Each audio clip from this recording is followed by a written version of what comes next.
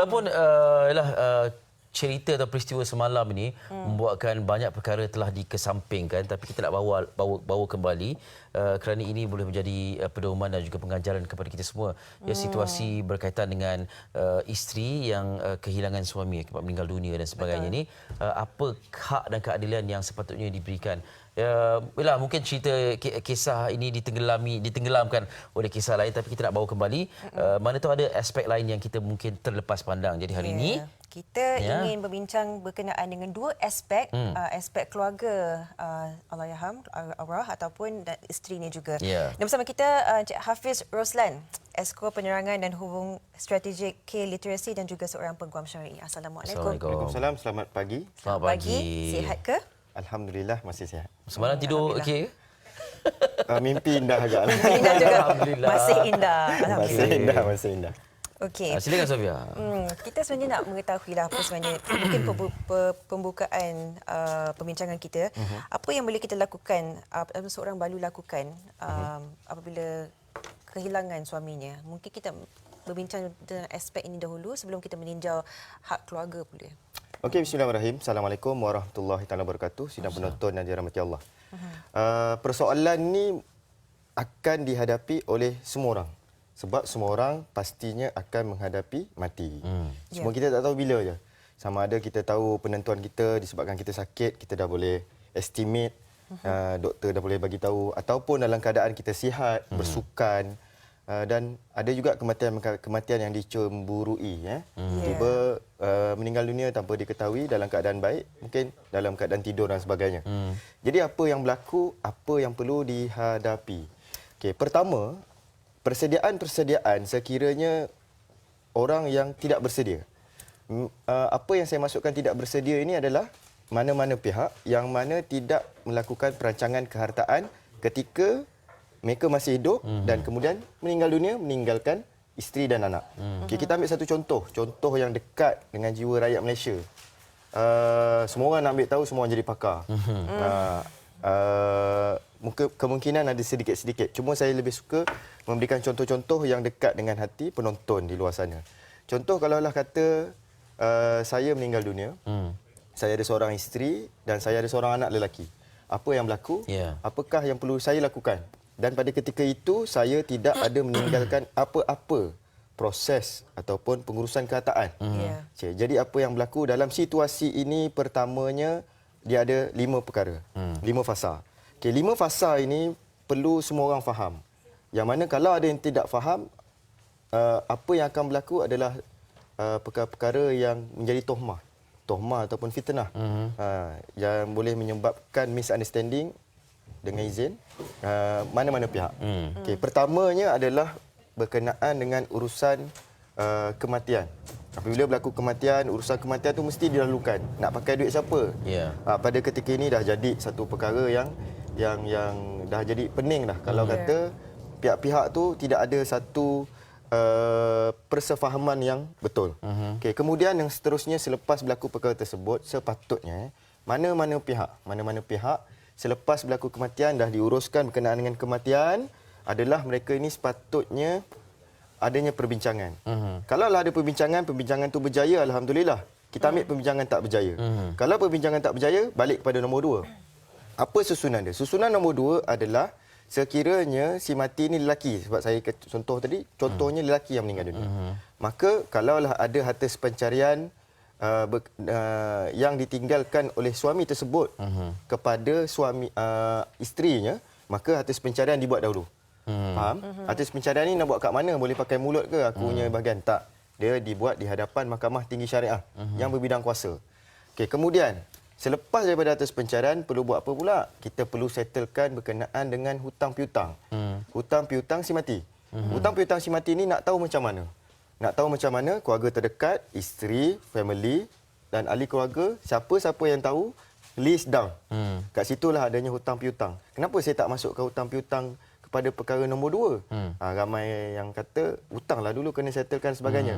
Sebab perkara ni kita kena dapatkan persentage. Bukanlah kata selepas penentuan atas pencarian tersebut, barulah disettlekan hutang. Tapi sebab proses nak dapatkan pemastian berapakah bilangan ataupun share yang telah diiktiraf oleh Mahkamah Tinggi tu, proses ni lama.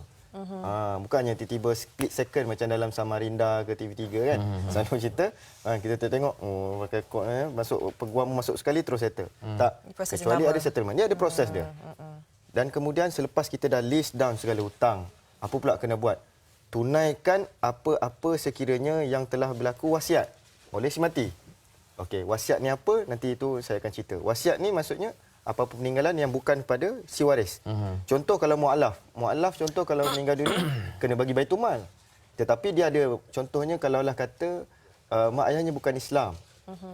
Seorang Cina yang memeluk agama Islam dan kemudian tak lama kemudian dia meninggal dunia. Kalau dia tidak ada meninggalkan apa-apa wasiat, harta tersebut akan pergi ke Baitumal. Jadi apa yang perlu dibuat adalah seeloknya mana-mana mualaf ini dia dah buat dah perancangan kehartaan.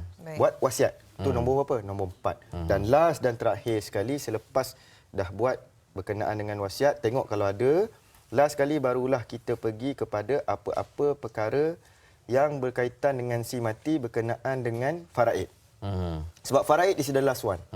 Faraid ini termaktub. Buat ke tak buat ke memang wajib ikut faraid. Kecuali, saya ada cakap kecuali. Kecuali apa? Keseluruhan ahli waris bersepakat. Bersepakat untuk bersetuju.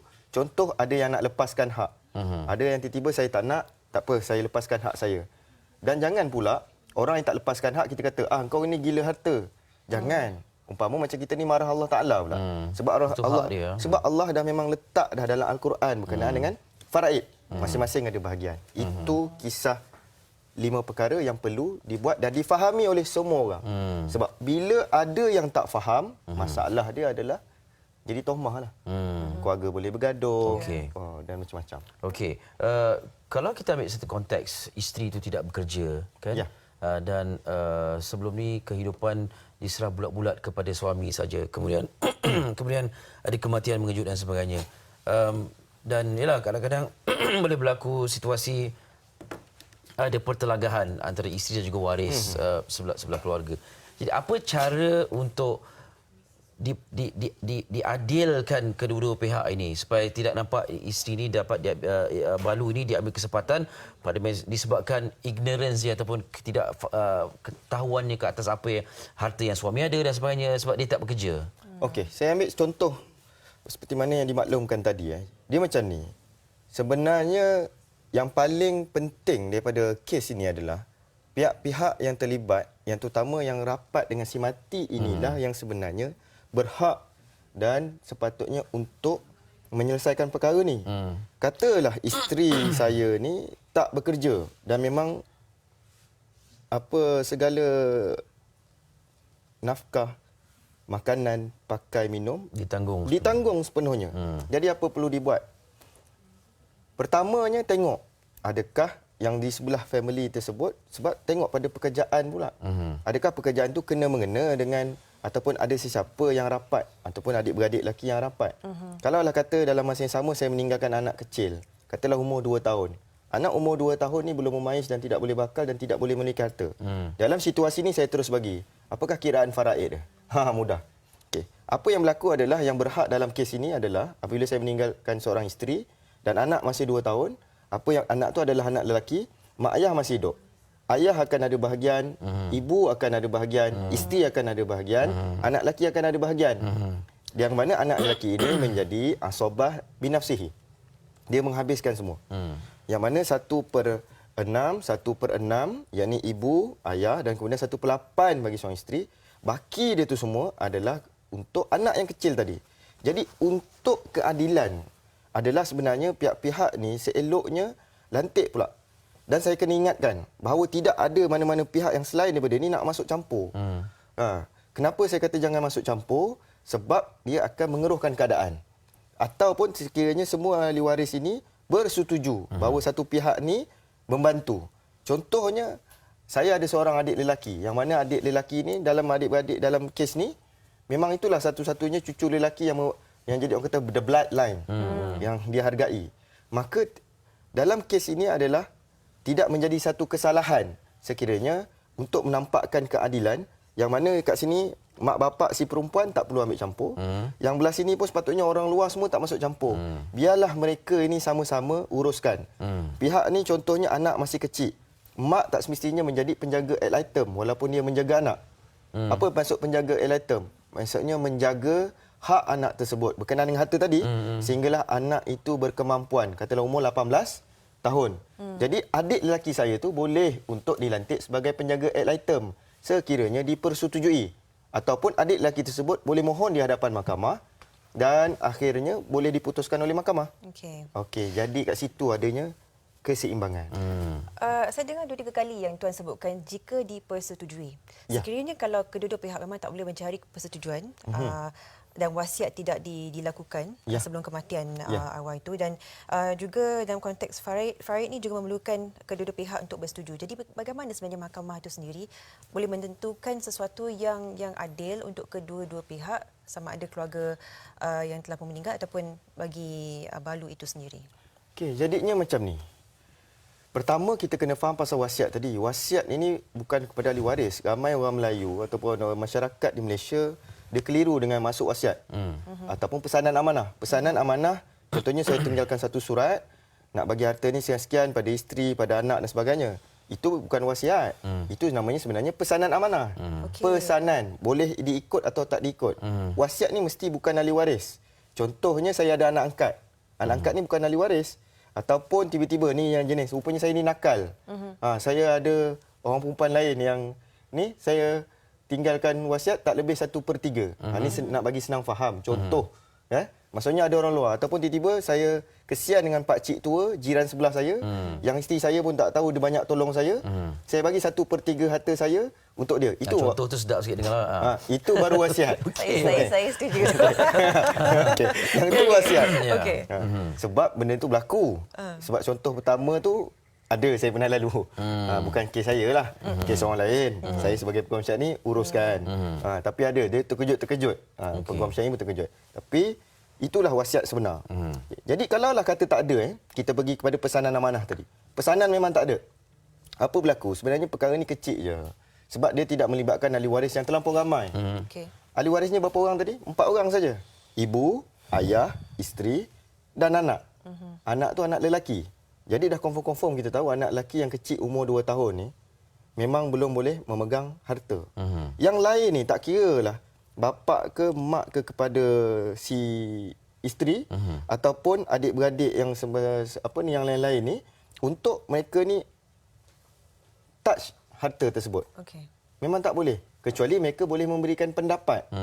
Dan dekat situ ada pula satu lagi, ada sentimen lain, sentimen yang penting. Macam saya cakap tadi, sentimen ni apa? Disebabkan contohnya anak lelaki itu adalah anak lelaki bloodline dalam family saya. Mestilah adik lelaki saya sangat menitik beratkan anak lelaki tersebut. Itu yang pertama. Yang kedua, ni isu bukan setakat contoh tadi, ini isu yang selalu dalam masyarakat Malaysia.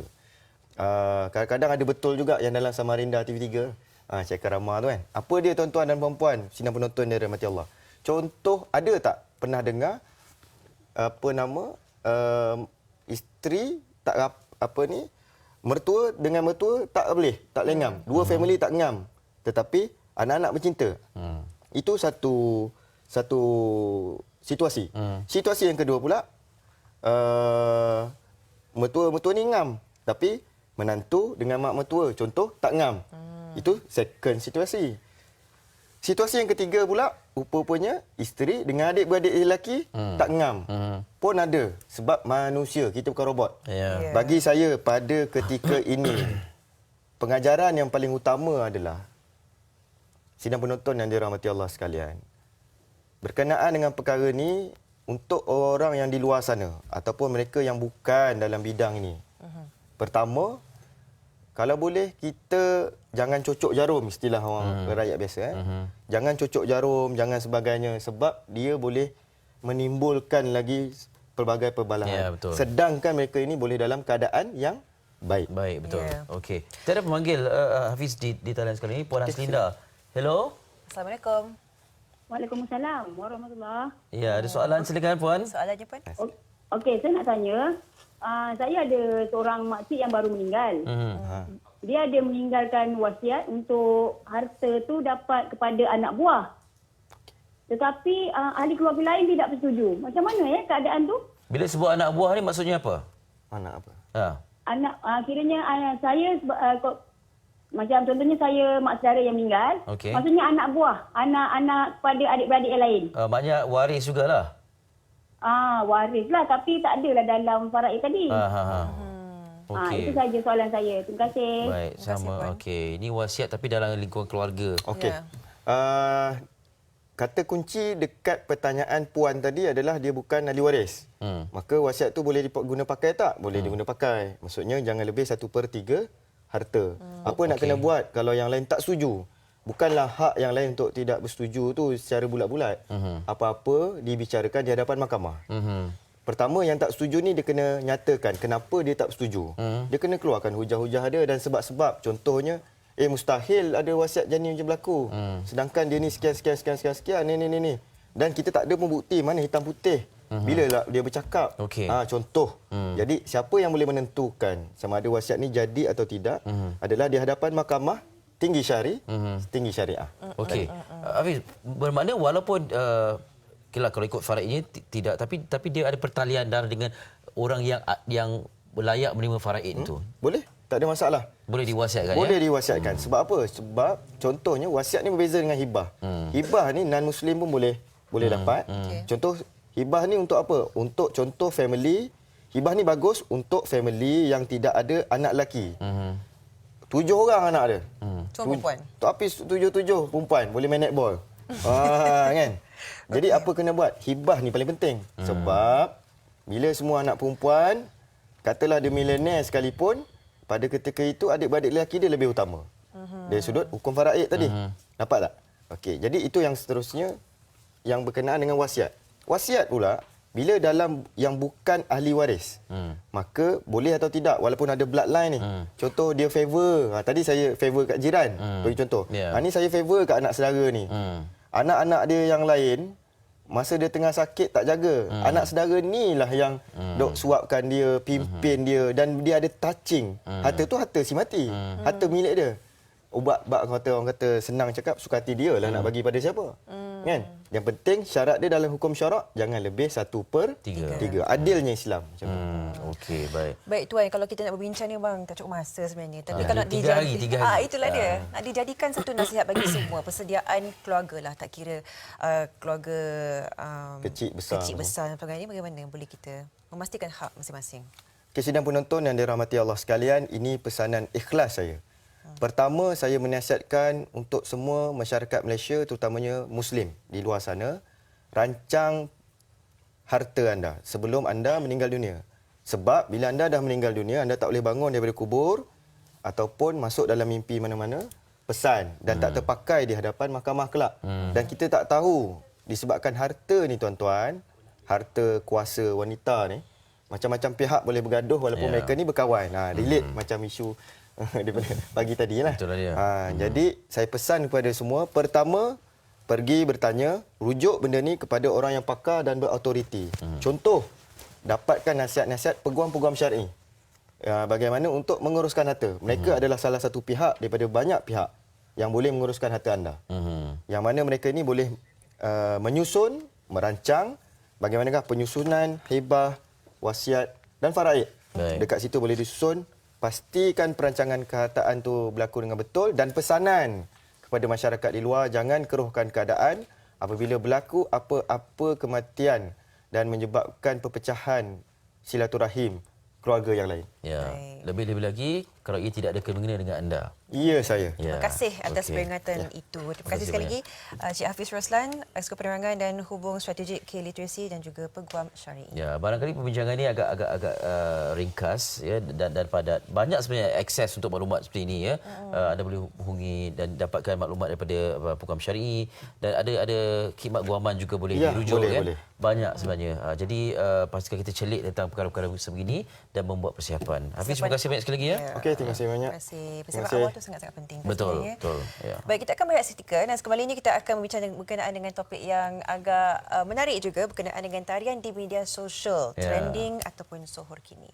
Trending tu so okey lah. Yalah. Semuanya di Malaysia hari ini.